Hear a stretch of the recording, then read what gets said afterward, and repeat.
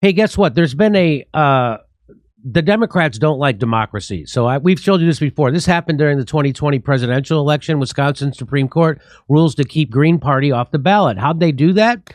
The ruling bolsters hopes for Democrats who feared presidential nominee Joe Biden could lose a small share of his votes to the third party. So we have to get rid of democracy.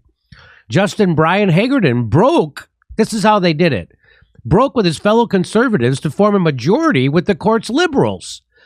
So they always work together to screw the third. They'll find just enough liberals, just enough conservatives. They always work together to squash the third party. And in that, the ruling, the dissenting judges ripped it. The lawsuit is not about the Green Party sleeping on its rights. It's about the treatment that independent candidates from a small political party receive from the commission, who repeatedly refused to follow the law relative to the nominee. So they're illegally kicking Green Party people, third party people off the ballots.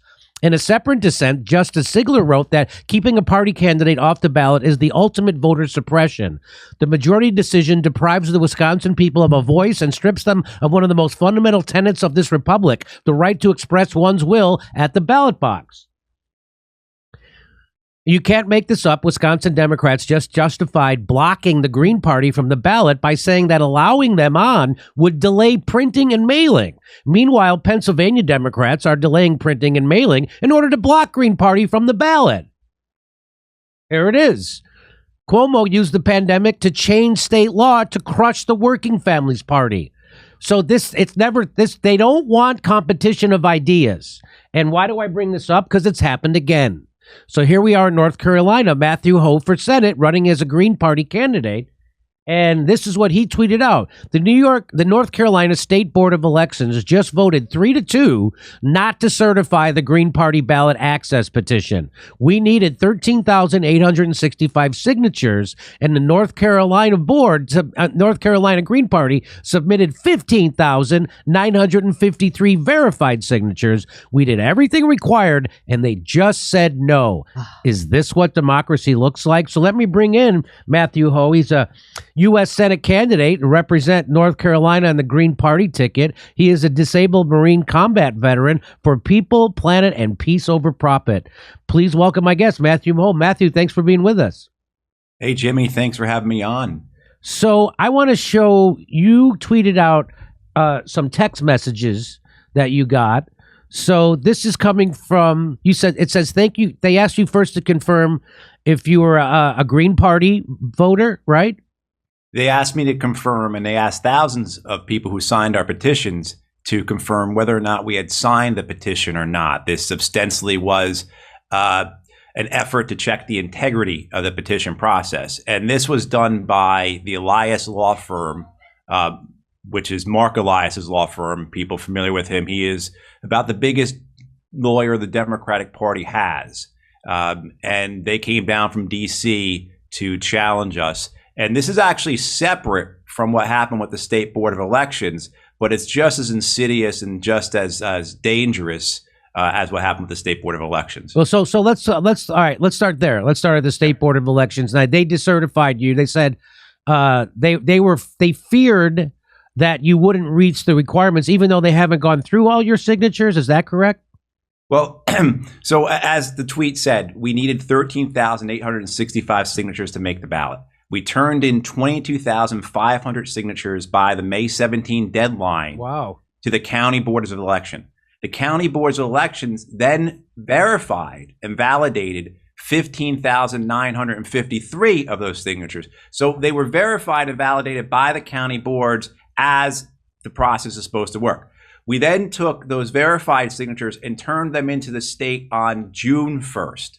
And the State Board of Elections has spent the last 30 days going through those, trying to find irregularities. Now, they have found things. We have an issue where about 200 of the signatures seem to have been fraudulent. These were people who defrauded us, basically. So 95% of our petitions, of our signatures, came from our people, came from Green Party members, campaign members, socialists, leftists, independents. And about 5% came from contractors we hired to help us out. And it appears that two of those people, with about 200 signatures, tried to pull a fast one kind of thing. And so the state spent 30 days looking at that. We cooperated with them fully. And then we had a July 1st deadline today to have our nominating convention, to have people change their registration. The Green Party is a hard deadline by state statute to have this done. So the State Board of Elections takes their 30 days to look at our verified signatures. They come to us, we go to the meeting yesterday, and they say, because of these, and because of some other irregularities, onesies and twosies here and there, we think there could be more fraud. Could be. And because there could be more fraud, we need more time to investigate. But unfortunately, since tomorrow is the deadline, we can't give you that time, so we're going to vote. And the Democrats all voted to deny us because there was a concern, because as the State Board of Elections director, who's appointed by the Democratic governor, said, there's a cloud over all this. And this is what they wanted. They just wanted to cast some doubt. Our attorney, I mean, there's all kinds of issues here. One of them is just the due process issue. Our attorney, when he asked the chair of the State Board of Elections yesterday during the meeting, Mr. Chairman, do any of these signatures that you're concerned about, were any of them actually verified and validated by the county boards of election? It's our understanding that they weren't, that this is a moot point because these signatures never counted. And he refused to answer. And then when our attorney pressed him further, he yelled at our attorney, told him he was out of order, and muted his microphone. And that was the extent of our due process yesterday. And so not making it up, man. So do you happen? I mean, they did it basically because they could. Yes. Simply because they could. So and these were 3 Democrats. They were voting 3-2 to kick you off the ballot. And that's a very that doesn't seem legal what they did. That seems corrupt what they did. It doesn't sound like they're following the procedures. And so do you have any legal recourse? Can you file a lawsuit on this? Yes, that's what we are doing. We're in the process now of figuring this out. We were expecting a legal challenge from the Democratic Party through that Elias Law Group, the people that were sending out the text messages, that were calling people, that were showing up at people's homes. We did not expect the brazen partisan nature of this, decision by the State Board of Elections, where it was very clear that their loyalties lie to Governor Cooper and the North Carolina Democratic Party, and not to the principles of some semblance of democracy. So no, we will pursue legal action to get us on the ballot. So tell me what you know about this. Do you know about Michael Vincent Abusowitz? So he is the counsel of record for the Elias Law Firm, because Elias Law Firm is based in Washington, D.C. They need a Raleigh-based attorney. The attorney that represents the Elias Law Group in this matter, she actually has been implicated in previous such nonsense, and some things that were more than nonsense. If you go back to 2016, she was involved in, if people remember, President Barack Obama, if you gave him a couple $1 million, he would give you an ambassadorship. Yeah. She was involved in that. And this all comes out of the Elias Law Group. Mark Elias, who was general counsel to John Kerry, general counsel to Hillary Clinton, general counsel to Kamala Harris, he was involved with Fusion GPS and the whole Steele dossier. In 2004, he really established the way that the Democratic Party goes after independents and third party candidates. His campaign against the Green Party and the Ralph Nader campaign in 2004, while he was general counsel for John Kerry, really kind of, as far as I understand, established how they do things. And so, yeah, we're up against some very serious people here. And so let's get back to these text messages. So what did they ask you to confirm? That you had signed a petition for the Green Correct. Party? So they first asked you, hey, press 1 to confirm. If you signed a petition for the Green Party, you did, then it says thank you for confirming. If the Green Party is on the ballot, it will give Republicans a huge advantage that will help them win in North Carolina in 2022 and 2024. In past elections, we've seen that the Green Party takes votes away from Democrats, which helps Republicans win. With abortion rights in the balance, we can't afford to give Republicans more of an advantage. Are you interested in asking the Elections Board to have your name removed from this petition? So this is Mark E. This is a Democratic law firm that is using its resources to text people who've signed petitions for the Green Party to get them to see if they'll take their name off it, and text 1 or 2. And then so you respond with a 2. It says, I understand this seems like a lot of effort, but we want to make sure the Democratic candidates have the best chance to win this November, and this could make a big difference. Would you be willing to have your name removed? Thank you for your time. So you say 2, no, I'm not going to have it removed. They say, thank you for your time. Have a nice day. You go, what organization is this? They say the Democratic Senatorial Campaign Committee. And this is actually one of the times they were honest. We have them on recordings where they call people and they say they are with the Green Party. Oh, we have that recorded. No, they actually called our chairman of the North Carolina Green Party and said they were with the Green Party. And he asked them 3 times, so you're with the Green Party? Oh, yes, I'm a volunteer with the Green Party. I'm calling to ask you to have your name removed from the petition. They, so there's a level of fraud here. And the whole thing, too, is how this works is our petitions were public records. So Elias Law Firm put in a public records request, got the petitions, matched up names with, I believe, what they have in their Democratic Party donor base, or other methods they can find phone numbers, and then started calling and texting people. And they were calling people 5-6 times a day. They were texting people. If you replied and said, no, I don't want my name taken off, they would come to your door. So they started going to people's door. We have people who said, yeah, I told them no, and then they showed up at my door. And they show up at the door and they said that they were a Green Party, or they said that they represent a state board of elections. So completely throughout this process, not just harassing people, not just kind of bullying them and shaming them, it's going to be your fault if we lose abortion kind of nonsense, but also too lying about who they were. That's the reality of the Democratic Party.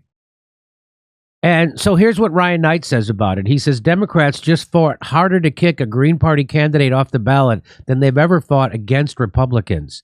They make speech after speech about saving democracy, and as they're actively destroying it by suppressing the people from having a better choice at the ballot box. There's another one.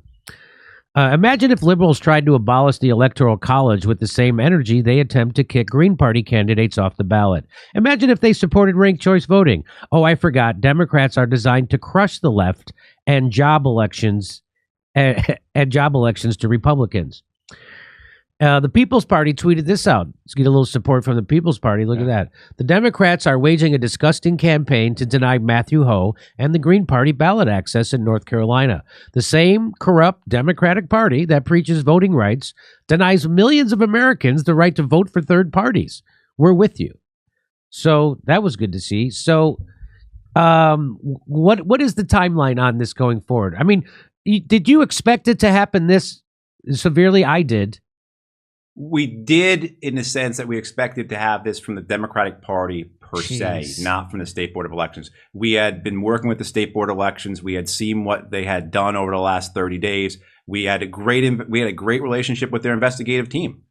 And the fear, though, is that, at the top of the State Board of Elections, those folks there, again, their loyalties are to the governor and to the party, and all they need is a little bit of cover. So we were kind of genuinely shocked by how brazen this was, because what was presented at the meeting yesterday was not, they're saying there could be as many as 2,000 more signatures, none of which actually counted for anything. But all we ever were told were there are 200 signatures. So there's a degree of obfuscation here in terms of what we don't even know how they get to that number of 2,000. So there's all those things. So the brazenness of it, Jimmy, is what shocks me, not that they did it. That they did this so openly and so smugly, kind of like, what are you going to do about it? Now, So are you getting any coverage in the corporate media about this? Local media, yes. Excuse me. National media, no. We did have There has been some reporting, like in Associated Press, but it's been what you would figure from a large outlet, just kind of reporting facts only, and they gave us a chance to say one line kind of thing. But we've gotten some good local coverage, but national press, no, not at all. You know what I mean? And there's so many levels to this. One of the things that was brought up by one of the Republican board members yesterday was that in 2020, the State Board of Elections didn't verify any signatures. And now here they are in 2022. Again, they've had them. They had it for the 30 days that the statute gives them, and they say we don't have enough time. We need more time. Since we don't have more time, we're not going to let you onto the ballot. What are you going to do about it, basically? So we were expecting to have a legal fight. We were expecting to have to fight Elias Law Group, the North Carolina Democratic Party. We were expecting all kinds of challenges to our candidacy and everything else. But this early on, and we do have deadlines, kind of like what you brought up earlier. They made it clear yesterday, the State Board of Elections, that there's a mid-August deadline for printing ballots. So we have to get all this done in 6 weeks in order to make that deadline, because that's what they're going to hide behind kind of as that last barrier of defense for them. So you still see people saying things like this. I agree, Democrats have got to fight harder, but this in no way justifies running a third-party candidate when we live in an FPTP system, first past the post system. If we had ranked choice voting, maybe I'd consider it. But currently, a Green Party candidate would simply increase the odds of Republicans winning. So would a Democratic candidate? That's exactly right. It has 2 likes, one Democrat and one Republican. So here's what, if a Green Party candidates weren't on the ballot, those Green Party voters would be more likely to abstain than to vote blue. Yes. Acting as if the blue team is entitled to the green team's votes is not only foolish, but also a jumping point for cult-like behavior. So I don't want to beat up on this person, because that's a common, they think they're doing the right thing. They think they're doing the moral thing. Like, hey, I'd love to vote third party, but that's going to make a Republican win. And they don't understand that they're being played. And that's exactly what the establishment, because that's the uniparty, right? So what the Democrats are the Washington Generals to the Harlem Globetrotters, which are the Republicans. So they have to make it look like they're fighting, but they're all being, the Harlem Globetrotters and the Washington Generals, they get paid by the same guy. And same thing with the Republicans and the Democrats. They all get paid. Their donors are the same donor class. So it's the military-industrial complex, it's Wall Street, big pharma, healthcare, and the Silicon Valley. That's who funds our government. That's who runs our government. That's why we're sending $54 billion, which is a big grift, to the military-industrial complex, instead of fixing homelessness in America, which we could have. Right, absolutely. And, it's not that they don't want me on the ballot. It's not that they don't want the Green Party on the ballot. They don't want the people who we represent to have any kind of representation on the ballot. They do not want health care on the ballot. They do not want housing on the ballot. They do not want jobs on the ballot, right? I mean, we, through our representation of working families, are a threat to exactly what you just said, Jimmy, to their donor base, to their big money donors. We are a threat to Raytheon, Pfizer, Monsanto, Goldman Sachs, et cetera, et cetera, et cetera. And that's why they are terrified of us being on the ballot, is because we will represent those people who otherwise are not represented. And let me just explain this to that person. A vote for the Green Party is a vote for the Green Party. See, if you have Democrats, GOP, if you vote Green, they get the vote. That's where it goes. It doesn't go to the Republicans. And if the Green Party person wasn't on the ballot, that person wouldn't show up to vote. Most likely. We talked to tens of thousands of people, Jimmy, while we were petitioning, and that type of spoiler argument hardly ever came up. It really is confined to Twitter. It's confined to the people who absorb MSNBC. What we see are people who want change because their families, their friends, their neighbors are suffering. And they understand that this system has created, through deliberate policy decisions of the U.S. federal government for 50 years, has created a situation where working families and increasingly the middle class are victimized in order to squeeze all the money to the top that they can. And people understand that. And we represent that. And that's why they don't want us on there. You know, it's very, very simple when it comes down to it, and why they don't want us on there. And I'll just give one last tweet. His handle is Voting Rights Are Democracy. And listen to what he says. He says, why is some jackass Green Party dude in North Carolina complaining about Democrats? Well, that jackass Green Party dude was a combat veteran who was injured. That's who that jackass Green Party dude is. There was a Democrat primary. Sherry Baisley won and is the Democratic nominee for the North Carolina Senate seat, not this jackass guy. So I don't guess that guy doesn't understand. This is a Brooklyn dad defiant. That's what that shill, is, dude. There's no way that's a sincere. Well, here's his handle, and in his bio he says, "Over the moon that Kamala Harris is our vice president, Hillary Kamala, Democrat." He's a paid guy. Look, raising Dem women. Shut up, dude. Lifting the voices of Democratic women. Shut the fuck up. So that guy's just a paid shill. But that's what people will say about your candidacy. So, well, we wish you all the best of luck. You know, you seem like the real deal. And you know me, I support third parties here at this show. And so I would certainly encourage people to support you any way they can. And that's the only thing that's going to break this stranglehold that the duopoly has on this. The uniparty, right? And you are a chump and a mark and a sucker if you think voting Democrat does anything good for you, because it doesn't. What it does is it reinforces the one party rule in this country, and they know they can keep doing exactly what they're doing. Joe Biden ran on a $15 minimum wage. You ain't getting it. Joe Biden said he's going to give you a $2,000 check. You ain't getting it. He said he'd reduce student loan. You ain't getting it. He said he would legalize marijuana. You ain't getting it. He said he would give you a public option for health care. You ain't getting it. You're getting nothing. You know who's getting it? Military-industrial complex, Wall Street, big pharma, health insurance companies, and fossil fuel companies. That's who's getting it. You are not, because when Joe Biden said nothing fundamentally will change, he wasn't kidding. And so if you keep voting Democrat, you are now complicit in the suffering of your neighbor. Go ahead.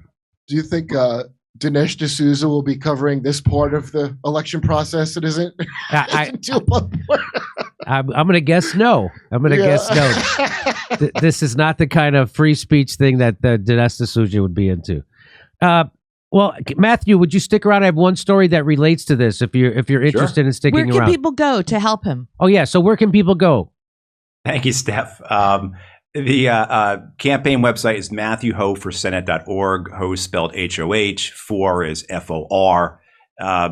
Please donate. As we've been discussing, we're going to have to go to court. We're up against the biggest Democratic Party law firm. They didn't fool around. They sent their biggest one down here right away. There's no one in the bullpen past the Elias Group for them. So that's what we're up against. So we need your support. Please go to MatthewHoforSenate.org and contribute, and so we can take this on.